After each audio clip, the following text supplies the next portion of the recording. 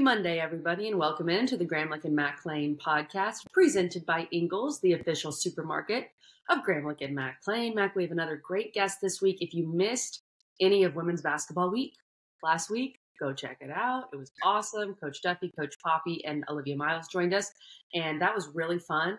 We're going to talk a little bit of a different topic this week, Mac, and then it's like full-fledged college football, get out of our way. Here we come. But I think this topic specifically, and why I wanted to have Tyler Fulghum on from ESPNBET, who's just been awesome to work with when I've done some of their shows. I just think he's really forward-looking and forward-thinking about the future of sports betting and how it relates to all of sports, but also college football is really interesting.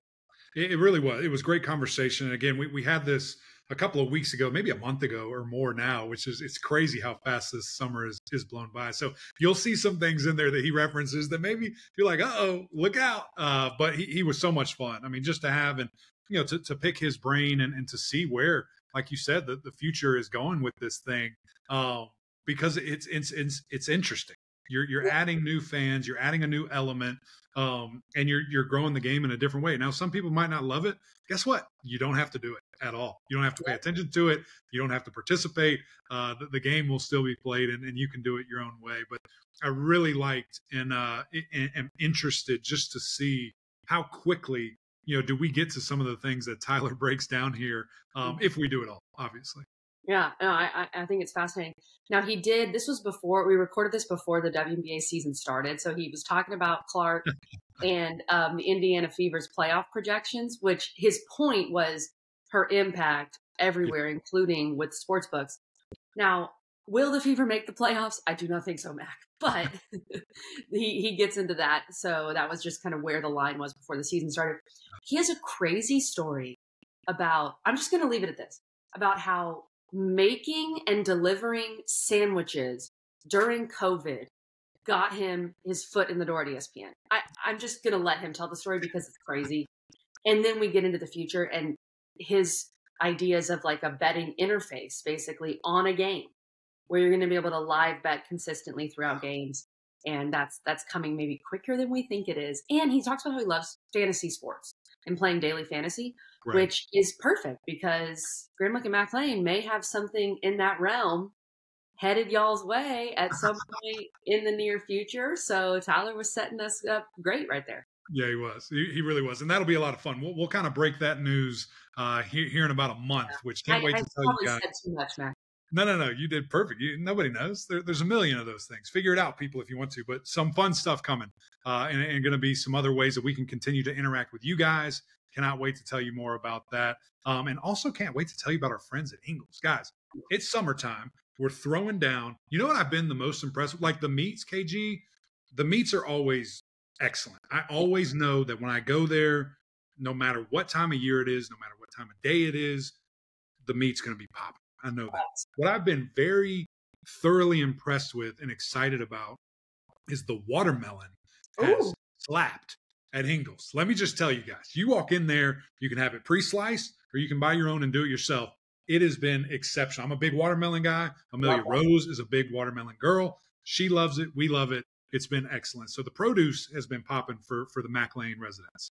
I love that, Mac. I used their produce, the cherry tomatoes, the other day when I made some feta pasta that I need to post that. It looked killer, by the way. It looks so good. It was so good. Nick ate one bite. He goes, "This is restaurant good." It's like, yes, it is. But here's the real question, Mac. Do you put salt on your watermelon? You know, I don't. You know, I know a lot of people do, but I don't think it needs any more flavor. I don't need to enhance anything. Watermelon is perfect. And this is a funny thing you bring that up, because for me, it's a lot like steaks. If you are at my house, and not just you, anyone listening, I'm talking to you. If you if you even ask for steak sauce when I'm giving you steak, I will ask you then to leave. There will be no steak sauce. I'll just ask you to get out. So that's kind of where I am with watermelon and salt. You could not insult Mac in a greater way than asking him for that. I don't know if it's an exact parallel, but I understand. I'll say, though, I love watermelon, but you put salt on watermelon, it's just it's a game changer. It's a game changer. I love salt on watermelon. I won't try it, but I'll take your word for it. Yeah, PSA. Well, we got a PSA here. We got to get to Tyler Fulghum, who is the salt to our watermelon, if you will. From ESPNBET, does a lot of stuff there over at ESPN. We're excited to get to our conversation with Tyler after this message from Ingles. It's time to discover the convenience and time savings of contact-free pickup with Ingles Curbside. Just visit shop.ingles-markets.com or download the app. And your Ingles personal shopper gets to work with specialized training on how to select the freshest items for a pre-scheduled pickup. They'll even text you with updates. You pull up to a designated space and your personal shopper delivers your items right to your vehicle. Fresh, fast, and affordable. It's all in the bag. Ingles. Low prices. Love the savings. Tyler Fulghum joining us here on Gramlich and Mac Lane, host of ESPNBET on ESPN, and of course does a bunch of other things as well. Seen him on SportsCenter doing hits about sports betting and all that. Tyler, appreciate you coming on with us. How are you? Yeah, I'm great this morning. I appreciate you guys having me on. I know we had to move some schedules around a little bit to get this in, but happy to finally be chatting with y'all. That's right. We made it work. This is the constant balance of getting schedules together, as you know. So many things we want to talk to you about, Tyler, and your background and how you got to ESPN. But I want to start with what we just saw with the women's tournament. And I know we're mainly an ACC football podcast, so we'll get into football. But you were doing ESPNBET, and when you were hired at ESPN in 2020, I believe, you probably thought, like, I'm not going to talk much women's hoops on these shows. But now, how much things have changed in the last 4 years, even just how much you guys would ask me on 2 years ago versus now is really exciting. I know it's not me, it's the product. So how have you seen, and specifically from a sports betting standpoint, because a couple of years ago, you couldn't even find lines on games, which I thought was so frustrating. And now, especially for the tournament, there's stuff everywhere. So how have you seen that growth in that sport? Well, I mean, 3-4 years ago when I was hired, the ESPN Sportsbook didn't even exist. So first off, ESPN develops and buys its own sportsbook so they can have some skin in the game. And then all of a sudden we see more and more Caitlin Clark, Iowa, more and more Dawn Staley, South Carolina games, not just on our networks, but like permeating social media. And that's kind of like the pulse of the people, right? When Twitter is popping off because Caitlin hit another 40-footer, or Twitter is popping off because Dawn Staley's got, a new fresh Louis Vuitton head-to-toe fit. And, like, people are engaging with that. And as we know working in this business, and as our bosses know who, help make the revenue that pay our salaries, engagement is what sports entertainment is all about. Like, once upon a time, engagement meant going to the baseball game and buying the scorecard and filling that out for all 9 innings while you had a hot dog, while you had a soda, while you had a beer. That was engagement. But that was 1952. It's 2024 now. So engagement's a little bit different in sports. That is getting on your phone and retweeting highlights. That is getting on your phone and posting to whatever social media site about this content. And for whatever reason, Caitlin Clark has captivated the nation and has made them want to engage with the product of women's basketball, the way that, LeBron has for his entire career, the way that Kobe would, the way that, other Zion Williamson when he was at Duke, the way that those men got all people to engage is the way that Caitlin Clark gets all people, men and women, to engage with this product. So, of course, our bosses take notice and they say, oh, that's probably a product we want to showcase. Let's get as many Iowa games on our network. And then, of course, people watch it. And she delivers. Like, she delivers on the hype. Every time. Well, seriously, like 40 points, draining 35-footers like Steph Curry. So the fact that there's this hype built up around it, and then she delivers, that makes people come back. And that makes people keep talking. And that makes our bosses recognize that this is something we want to – I hate to use this word because it sounds so bad, but it's the truth. They want to exploit it. They want to exploit the popularity for, the bottom line. Yeah. No, I don't think there's any doubt about that. And the fact that she did deliver each and every time, and all these women, I mean, when they were put into these primetime situations, you were just like, wow. I mean, this is incredible. Because you always thought, was there going to be a moment that was too big for X player? And Caitlin was the main topic of that usually. And the answer was no. Like, they did their thing. And as you said, ESPN took advantage of that, and it was great. It was fun to see, and it was awesome to continue to see that growth there. I love what you said though about a single entity capturing, a nation, and whether it was Tiger Woods, whether it was Michael, LeBron, whatever, Tom Brady. NFL's a little different. It's such a big monster. But do you think that is something that next year women's basketball, like, is someone going to have to emerge? Is it Paige? Is it Juju? Is it X? Or was she the trailblazer that led you to look at, say, oh my gosh, look at all these other, great, fantastic players? That's a really good question. And I think that is the most important pressing issue for the champions of women's basketball and women's college basketball. It's all right. We are a short attention span society. And people are going to tune in to watch Caitlin Clark now in the NBA. 36 of her 40 Indiana Fever games are going to be on ESPN or ABC. How many were last year? Do you know that number? How many Fever games? But like I will 2, tell you, 3? I don't know. It was something crazy. Eric, the Fever have not made the postseason in 7 years. Yeah. They've been out of the postseason in 7 years. And if you go to, and since this is my, arena, if you go to ESPNBET right now, the Fever are favored minus 300 to make the playoffs. So that means you have to bet $300 to return $100 in profit. And if you wanted to make it mathematical, like minus 300 odds basically imply like a 75% chance. So the books aren't just throwing random numbers out there because, people are going to watch. No, they're in this to make money. So they are saying that Caitlin Clark's real impact is going to be so significant that a team that hasn't made the playoffs in the last 7 years has like a 75% chance to make it this year. Now, I don't know if I necessarily agree with that, but that is the type of impact that she is having on this sport. So the next question is, who takes that torch from her? Because for LeBron, for Steph Curry, they took it from Mike and Kobe, and now they're at the end of their career, KD the same. Now it looks like maybe Anthony Edwards is going to be that guy. Nikola Jokic and Luka Doncic are, the global ambassadors of the game, and Jokic is already a champion, but Anthony Edwards might be that young American who is the next star for the next 10, 15 years, charismatic and fun to watch. So will it be Juju Watkins? Will it be Paige Beckers? Will it be some other 18-year-old young lady who is about to be a freshman? That was Juju last year. Juju had that 50-point game, and that was a seminal moment that people could look to and say, wow, this is impressive. This is something that you don't see often, and that's what we look for when we watch sports. People who make the exceptional look mundane, the way Caitlin Clark, LeBron, Steph Curry have throughout their careers. Maybe that's Juju Watkins. Maybe that's Paige Beckers now that she's healthy.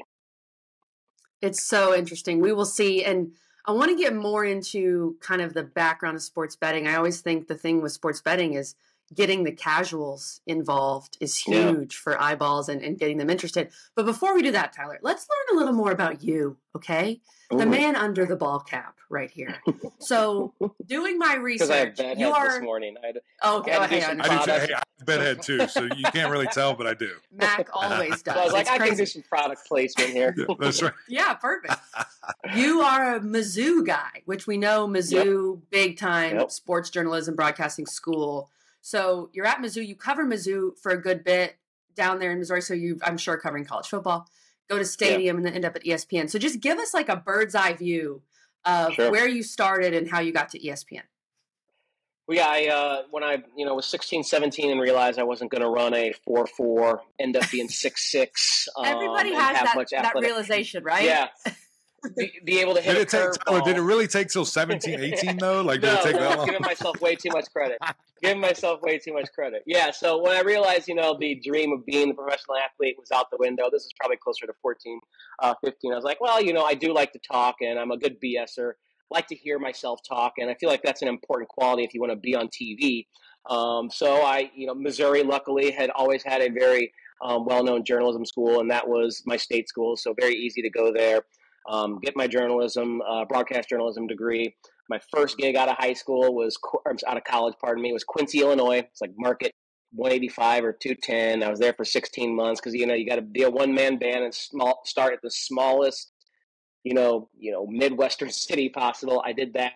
Ended up back in Columbia for 4 years, covering Mizzou for the local ABC affiliate, and then got kind of the big break to go to Chicago with a startup network called 120 Sports at that time, which later rebranded as Stadium, and loved being in Chicago for 7 years. And we were covering every sport as a national network the way ESPN does. And we were trying to kind of, be a new product for cord cutters, a digital product for cord cutters who wanted a sports network. And so there for 7 years, I was able to kind of cultivate my ability as a host and get into sports gambling and fantasy a little bit more. And then through the content I produced there, I got a big break during the COVID year of 2020 and landed at ESPN.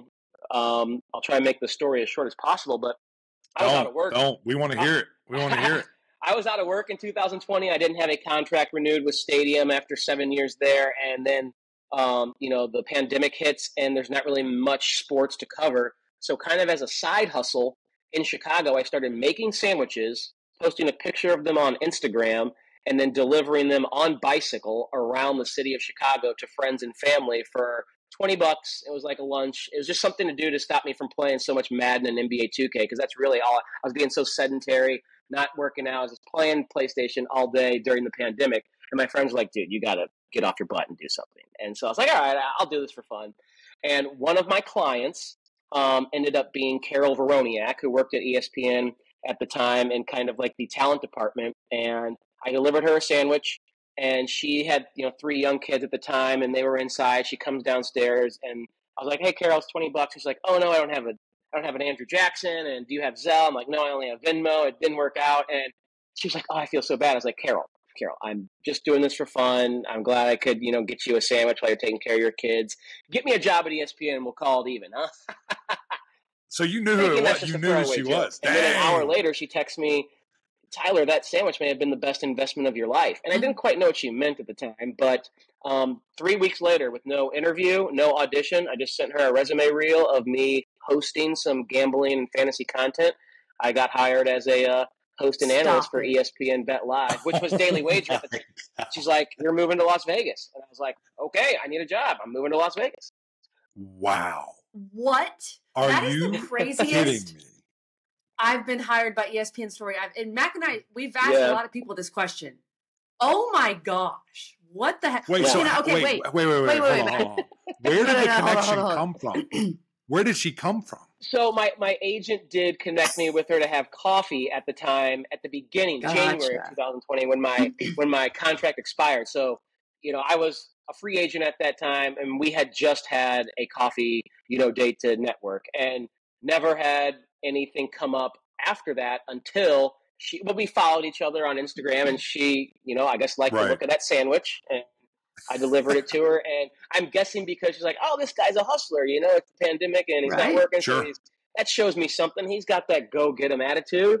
And I guess the sandwich was good enough that she's like, "Damn, let's get this guy on the payroll at ESPN."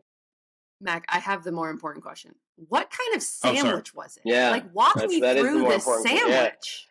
So it was kind of my take on a Italian club sandwich. So we had salami, capicola, prosciutto, maybe some ham on there, 4 different kind of meats, like a gabagool. It was like a gabagool sandwich. Gabagool, yeah. And I had provolone cheese on there, and then very thinly sliced romaine, some thinly sliced red onion. I think I had some I made an olive tapenade kind of situation with roasted garlic, olives, and olive oil. But it was kind of imagine a Italian hoagie deli hero type sandwich that was really good. I have to admit, it was really good. Wow, sounds amazing. I know what I'm doing for lunch today. So it's exciting. It's super exciting. Was there ever any did it ever get far enough? And you can tell me this is so dumb if you think, but I love food. I love cooking. Yeah. Was there ever a thought of I should make a little food truck or something? Make some money off that, or no way? During the pandemic, that it never got anywhere beyond worst case scenario, maybe I pivot career choices, but I'm still focused on trying to be in sports media. But I have since then. I've been a contestant on Guys Grocery Games. Last year, I was on Triple G. Didn't win, but made it. It was like a home cook tournament. So it was a 5-episode series within a season of Guys Grocery Games, and it was called Flavor Town Academy. You had to graduate from freshman to sophomore to junior to senior, and then the class valedictorian won $35K. I made it all the way up to senior year, and I ended up losing in a elimination cook-off to the eventual winner. But that was really cool to be on guys' grocery games and kind of marry the two, TV personality and food. So hopefully I'll get a chance to go back and redeem myself or have more opportunities on competition cooking shows. But that's kind of that's as far as it's gotten, is trying to like monetize or make money off of my food being on a competition cooking show. Wow, that is amazing. I love that so much. So great, like as you said, that's the craziest story I've ever heard of getting to ESPN. But it's amazing. It's cool, crazy.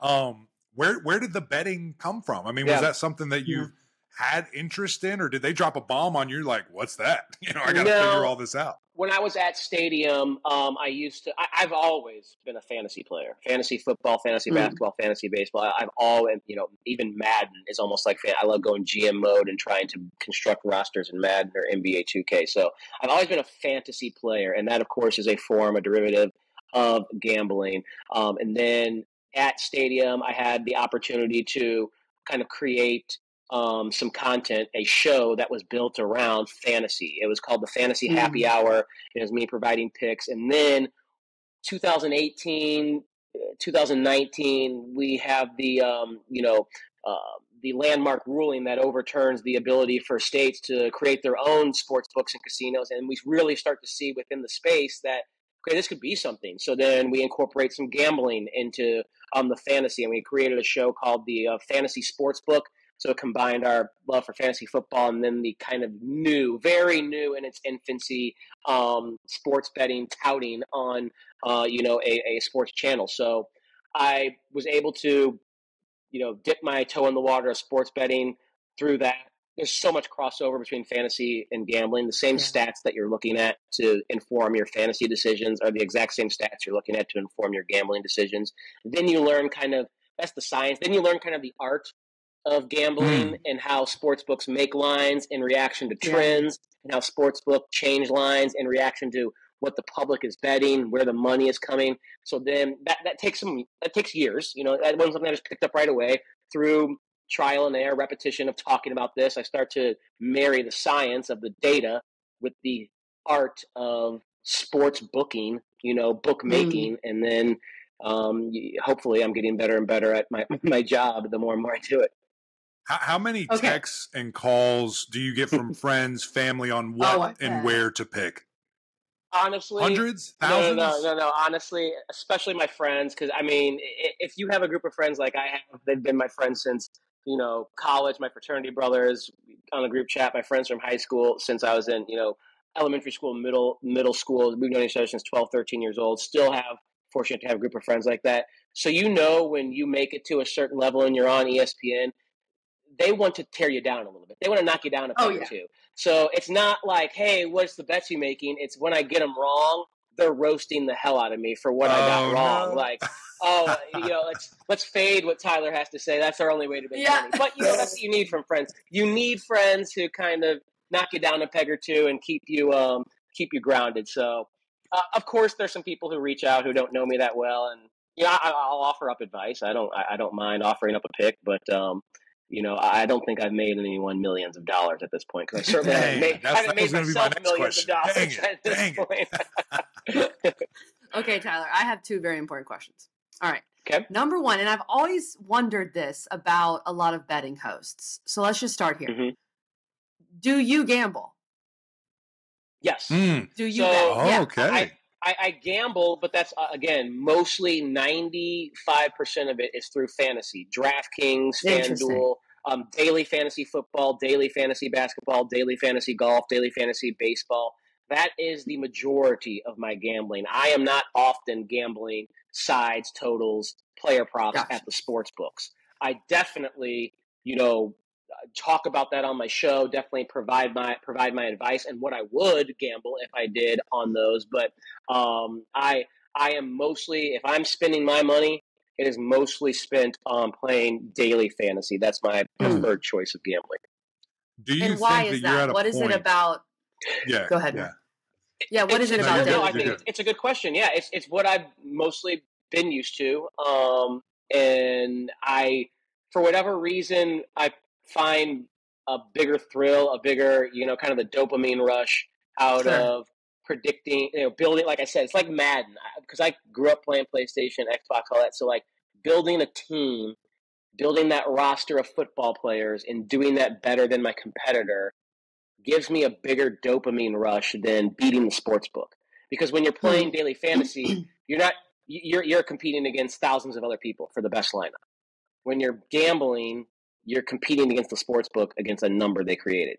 There's no other competitor out there, so to speak. You're competing against a market.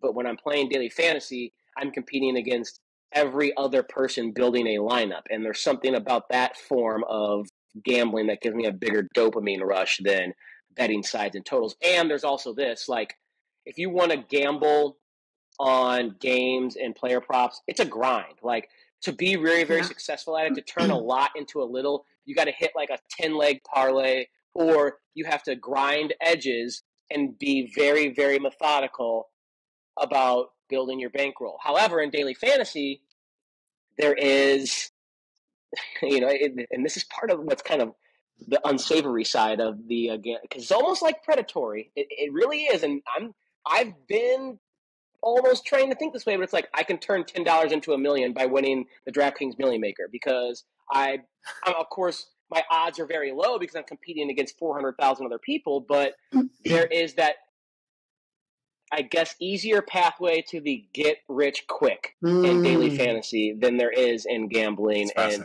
that might say something more about me and my own mental issues and like the mental gymnastics I have to do to justify that. That is so interesting, Tyler, because you've put way more thought into this than I have, and I'm just fascinated by it. Okay, my second question, because I do this when I've gone on y'all's show for the NCAA tournament for women's basketball. Yeah. I keep a list of my lines that I've given out, and I put like an X or a check by them, if you will. Do you have a master list of all the lines you've ever given out? Because you've probably given out a million lines.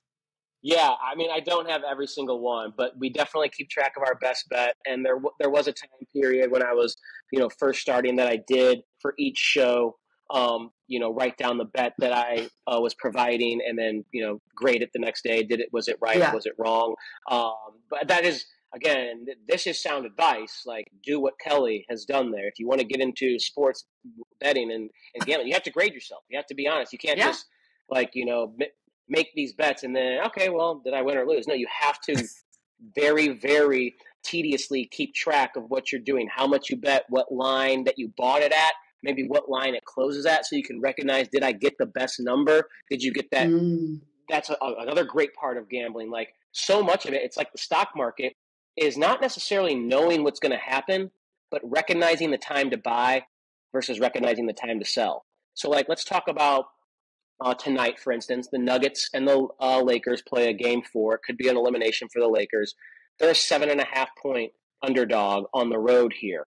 Like, is that the right line? Does your math tell you that they should be a 7.5-point underdog, or should they be a 5.5-point underdog? So if you think they should be a 5.5-point underdog, buy now at 7.5. Whether you think they're going to win or lose, that is giving you value. That is giving you 2 extra points of value based on what you think is real. If you buy them at 7.5 and you believe they're supposed to be 5.5. However, if you think they're supposed to be 9.5-point underdogs, if you think it's going to move that way for whatever reason, wait. Don't buy 7.5, because why not take the extra 2 points when it gets there? That's part of the science and the art of sports gambling, is not necessarily predicting what's going to happen, but predicting when to buy the best number, the best price on any given bet. Tell me this, man. Do you think you could step away from all of this and have a career, make enough money, strictly betting? Strictly betting. That is so hard. Like, that is the top 2, maybe even top 1, less than 1% of people who gamble, who go to ESPN Sportsbook, who gamble. Like, it is very, very difficult to make that your profession. First off, you have to have money in multiple sports books. You have to have enough money to put, X, however much it is. For some people, it could be 1,000. For some people, it could be 10,000. For some people, it could be 100,000. But you have to have money in multiple sports books, because different sports books have different lines. Like I was just saying, there might be 7.5 at ESPNBET, DraftKings, or Circa may have 8.5. So depending on which side you like, whether it's the Nuggets or the Lakers, when you place that bet, you have to place it at the sportsbook that's giving you the best value for your dollar. And so that is obviously difficult to do. And then, I think I would be able to do the grunt work because a lot of it is already so overlapping with the research I do for my shows to talk, capably and with authority about this subject. But man, there's some highs and lows, man. You got to have mental fortitude to. If you lose $20,000 one day, is that going to wreck you emotionally, and that you chase it the next day? Are you going to be disciplined enough to say, all right, I got to grind back slowly so that I can feed my family and pay for my mortgage? So it is not for the faint of heart. That is why there's so many, so much government oversight, and there's so many warnings. It's almost like it's not the same, but it's almost analogous, to saying, like, can you be a professional drinker? Like, alcohol can go to a point where it is bad for you. But if you're a sommelier, you have to drink wine and consume wine, but you can't let the wine consume you. You know what I'm saying? Boy. So, like, if you want to be a professional gambler, you have to be disciplined enough with this very, very sharp, double-edged pursuit to not let it consume you. All right, so what I'm hearing is I need to stay where I am. Do not do that, and it's a horrible idea. I would suggest not doing that, yes. The good thing is I'm terrible at it, so I have no even thought to do that, KG. Well, then you are, and unfortunately, you're the sportsbook's favorite. You're the sportsbook's favorite customer. Frequent flyer. When you're terrible at what that is, they love you, and they want you to keep coming back and being as terrible as possible. Yes, they do. Yes, they do. But it's good because it does get and Mac, of course, is not a casual fan, but it gets casual fans involved. Even we saw that with women's hoops, as we said. Tyler, one of my big, I think sorry, Kelly.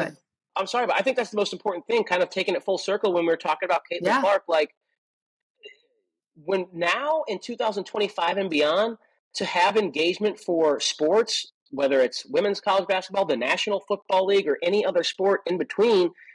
The engagement's going to come from people literally gambling on the game. What is more engaging than having skin in the game on how many points Caitlin Clark is going to score? It's going to get to a point, guys, in 25 years where when you turn on your TV to watch whatever sport, there's going to be an interface that allows you to, through the Apple Vision Quest, press a button, and you're betting if the next pitch thrown is a strike or a ball. Gosh. You're betting if the next shot that Caitlin Clark takes goes in or out.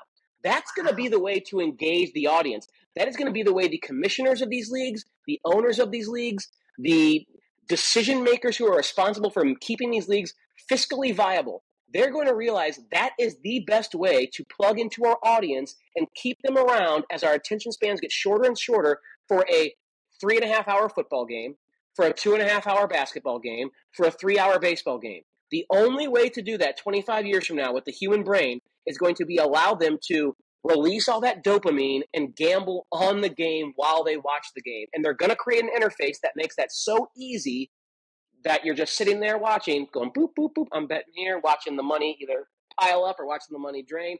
That's the way we're going to engage with sports in 25, 30, 40, 50 years. I'm telling you right now, get ready for it. Wow. Okay, mark the tape. Mark the tape. Because I don't think you're wrong, Tyler. I think that's really fascinating. And like you said, I mean, sadly, our attention spans are getting worse, which means we should probably end the podcast now. Just kidding. I have more questions. Okay.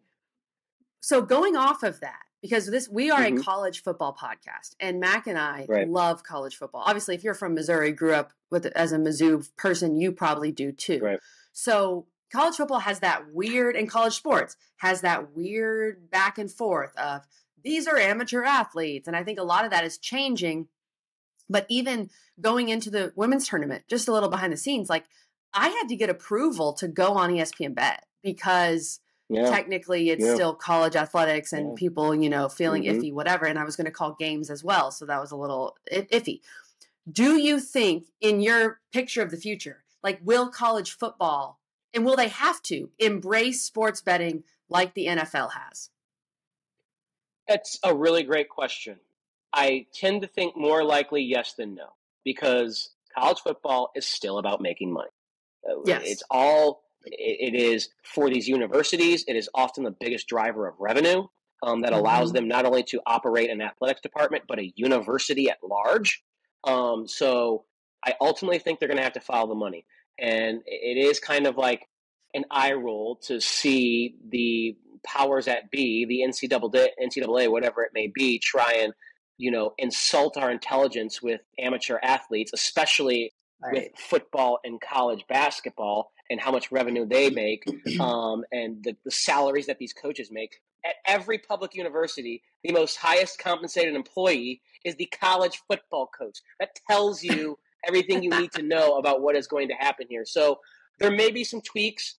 It's possible that you won't be able to bet on player props for college athletics. Yeah. But I am almost certain that sports gambling is going to be a major driving force for college football specifically, but college basketball and women's college basketball as it trickles down to the other non-revenue sports.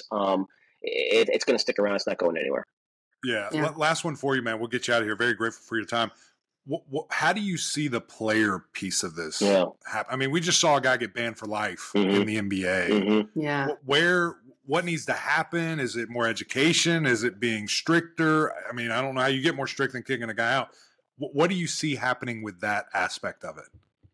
It's a really good question. What I would like to see happen, I know this is almost kind of crazy, but in Missouri, where I'm from, and you've seen the Missouri football team last year really blossom, and they have a lot of momentum going into this year. They've been recruiting really well with Eli Drinkwitz, and I think a big fundamental advantage that Missouri football has at this moment in time is that the state of Missouri passed an NIL law that allows athletes from the state of Missouri to collect NIL money while in high school if they commit to a Missouri university. And what that incentivizes is not only the players to stay closer to home, selfishly for Missouri, they want those elite athletes that are from Missouri, but then they can. And can I just tell you something about that? Yeah. They somehow got that in at midnight. Yeah. And I don't even know what the bill was, because it's like, why are all these 5-star guys going to Missouri? Yeah, it's no really one understood it. And then that somehow came out, and we're like, what the heck? Yeah. How'd they do that? I think that was really, really smart. And I think that is something that more states should adopt. And it is a slippery slope to now start to allow 16, 17, 18-year-old kids to collect. But they are the product, and they earned it. Like it is. If we want to operate as an American democracy with a free market economy, like they have created this value for themselves at the age of 15. There are numerous other 14, 15, 16-year-olds who created that value for themselves, either through science, through music, through art, that are able to collect on that. Why not athletes? So that is the problem. The problem is the fact that we have limited these people from realizing their actual value at a young age, because other older people want to collect and exploit that value and put it in their pocket. And now we're starting to see the friction that is created, the tug and pull by a shift in the way that the world is working, and more power is going to these athletes. And I think that is justified. And I think the more we make it a, not free for all, but a right for the athlete to collect what is his value, regardless of his age, regardless of his status as professional or amateur, the easier it is going to be to govern in a reasonable way. Now, like, that's why we had, before, football players could collect NIL money, that's why we had SMU's football program get canceled, because they were paying. This has always happened, guys. It's like gambling. Of course. It's like drugs. It's like alcohol. When alcohol was a banned prohibition, there were bootleggers. When drugs are legalized, it makes it easier to regulate them in a way. That's why, go back to the Jonte Porter you mentioned, Eric, that is banned from the NBA. The reason he got banned is because it is so pervasive and legal now. We have proper oversight to recognize an account from Jonte Porter that is making these bets. Before, he would have been doing that with an illegal bookie, and there'd be no paper trail of that. Now we have a paper trail, the Alabama baseball coach who got fired for providing inside information. We have a way now, because it's legal, to properly regulate it. And so I know it's scary for people to make it a quote-unquote free-for-all. That also allows us to document everything and regulate it appropriately.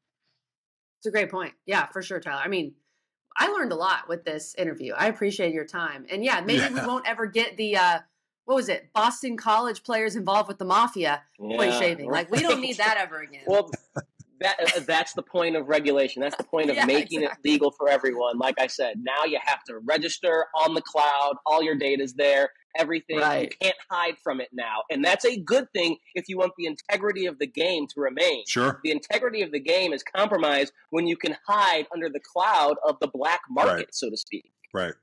And Mac, we bring here's it back. The deal. I got smarter. We got smarter, KG. Yeah, we did. And we bring it back to the ACC. We talk SMU death penalty and Boston College involved with the mafia. It's perfect. Tyler, thank you. We appreciate it. Watch him on ESPNBET. You're awesome. Thank you. No problem, guys. And I will send you one of those Italian gabagool grinders in the mail as quickly as possible. So I'm so hungry right now. You can taste what got me hired at ESPN. Yeah. That and a hat is all I need. Man.